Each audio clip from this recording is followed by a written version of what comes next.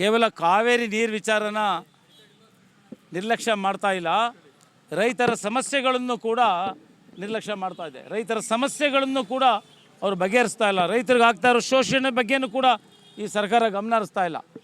ಅವ್ರಿಗೆ ಸಾಲ ಕೊಟ್ಟಿರೋರು ಇರ್ಬೋದು, ಏಜೆನ್ಸಿಗಳಿದ್ದಾರೆ, ಏನು ಕ್ರಿಮಿಕೀಟ ಔಷಧಿಗಳನ್ನ ಮಾರಾಟ ಮಾಡೋರು ಏಜೆನ್ಸಿಗಳಿಂದ ಹಿಡಿದು ರೈತರಿಗೆ ಟ್ರಿಲ್ಲರ್ ಇರ್ಬೋದು ಮತ್ತು ಟ್ರ್ಯಾಕ್ಟರ್ಗಳಿರ್ಬೋದು, ಅದು ಸರಿಯಾಗಿ ಅವರು ಏಜೆನ್ಸಿಗಳು ಕೊಡ್ತಾ ಇಲ್ಲ. ರೈತರಿಗೆ ಅನ್ಯಾಯ ಆಗ್ತಾಯಿದೆ ಈ ಭಾಗದಲ್ಲಿ. ಅದನ್ನು ಸರ್ಕಾರ ಗಮನ ಹರಿಸ್ತಾ ಇಲ್ಲ. ಅಧಿಕಾರಿಗಳಿದ್ದಾರೆ, ಅಧಿಕಾರಿಗಳು ಕೂಡ ಏನು ಕೆಲಸ ಮಾಡ್ತಾ ಇಲ್ಲ. ಎಲ್ಲರೂ ಕೂಡ ಚುನಾವಣೆ ಕಡೆ ದೃಷ್ಟಿ ಮತ್ತು ಅವ್ರಿಗೆ ಇದು ಏನೋ ಕಾವೇರಿ ಬೇಡದವ್ರ ವಿಚಾರ ಆಗಿಬಿಟ್ಟಿದೆ ಈ ಸರ್ಕಾರಕ್ಕೆ. ಇಲ್ಲ ಅಂದಿದ್ರೆ 1 ವರ್ಷದಿಂದ ಅವ್ರು ಮೇಕೆದಾಟಿಗೆ ಹೋರಾಟ ಮಾಡಿದ್ರು ತಾನೆ, ಚುನಾವಣಾ ಪೂರ್ವದಲ್ಲಿ ಪಾದಯಾತ್ರೆ ಮಾಡಿದ್ರು ತಾನೆ.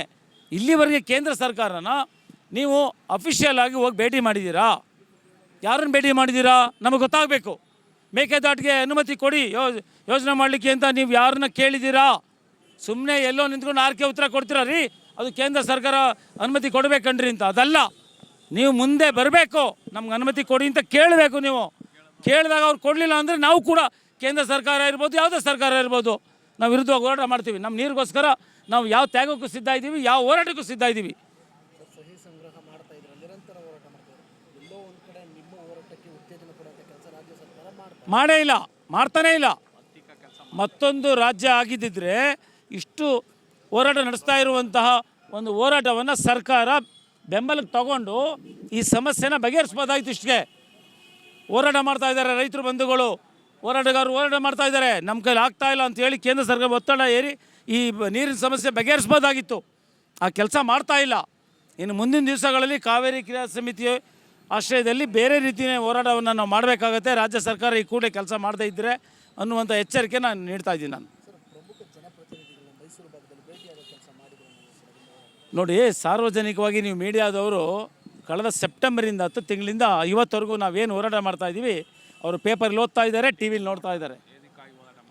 ಅಲ್ಲ, ಅವರು ಆಯ್ಕೆ ಆಗಿರೋದು ಯಾವ ಉದ್ದೇಶಕ್ಕೆ, ಏನಕ್ಕೆ ಆಯ್ಕೆ ಆಗಿದ್ದಾರೆ? ಅವ್ರ ಕರ್ತವ್ಯ, ಅವ್ರು ಕೆಲಸ ಮಾಡಬೇಕು ತಾನೇ. ಯಾರಾದರೂ ಪ್ರಜಾಪ್ರಭುತ್ವದಲ್ಲಿ ಒಬ್ಬ ಕೂತ್ಕೊಂಡು ಒಂದು ಹೋರಾಟ ಮಾಡ್ತಾಯಿದ್ರೆ, ಒಂದು ಧರಣಿ ಮಾಡ್ತಾಯಿದ್ರೆ ಅದಕ್ಕೆ ಎಲ್ಲ ಚುನಾಯಿತ ಪ್ರತಿನಿಧಿಗಳು ಬರಬೇಕು, ಸ್ಪಂದಿಸಬೇಕು, ಕೇಳಬೇಕು ಏನು ನಿಮ್ಮ ಸಮಸ್ಯೆ ಅಂಥೇಳಿ. ಜಿಲ್ಲಾಧಿಕಾರಿಗಳು ಕೂಡ ಬರಬೇಕು, ಅಧಿಕಾರಿಗಳು ಕೂಡ ಬರಬೇಕು. ಇದು ಪ್ರಜಾಪ್ರಭುತ್ವದಲ್ಲಿ ಇರುವಂಥ ಬೇಸಿಕ್ ಒಂದು ಅಂಶ. ಇದನ್ನೇ ತಿಳ್ಕೊಂಡಿಲ್ಲ ನಮ್ಮ ರಾಜಕಾರಣಿಗಳು, ಅಧಿಕಾರ ನಡೆಸ್ತಾ ಇರೋರು. ಅವ್ರ ಮನೆಗೆ ಬಾಗಿಲಿಗೆ ನಾವು ಹೋಗಿ ಬನ್ನಿ ಹೋರಾಟ ಮಾಡಿ ಅಂತ ಕೇಳುವಂಥ ಅಗತ್ಯ ಏನು ಬಿದ್ದಿಲ್ಲ ನಮಗಿಲ್ಲಿ. ನಾವು ಕೇಂದ್ರ ಸರ್ಕಾರಕ್ಕೆ ಕಣ್ ತರಿಸೋ ಕೆಲಸ ಮಾಡ್ತಾಯಿದ್ದೀವಿ, ರಾಜ್ಯ ಸರ್ಕಾರಕ್ಕೂ ಅಷ್ಟೇ ಎಚ್ಚರಿಕೆ ನೀಡ್ತಾ ಇದ್ದೀವಿ. ಮುಂದಿನ ದಿವಸಗಳಲ್ಲಿ ನಿಮಗೆ ಕಾವೇರಿ ನೀರು ವಿಚಾರದಲ್ಲಿ ಹೋರಾಟ ಮಾಡದೇ ಇದ್ದರೆ, ನೀವು ಕೆಲಸ ಮಾಡದೇ ಇದ್ದರೆ ನಿಮಗೂ ಕೂಡ ಸರಿಯಾದ ಒಂದು ಪಾಠವನ್ನು ಜನ ಕಲಿಸ್ತಾರೆ ಅಂತ ಹೇಳ್ತಾ ಇದ್ದೀವಿ ನಾವು. ಇದು ನಮ್ಮ ಹೋರಾಟದ ಗುರಿ. ಜೈ ಹಿಂದ್, ಜೈ ಕರ್ನಾಟಕ.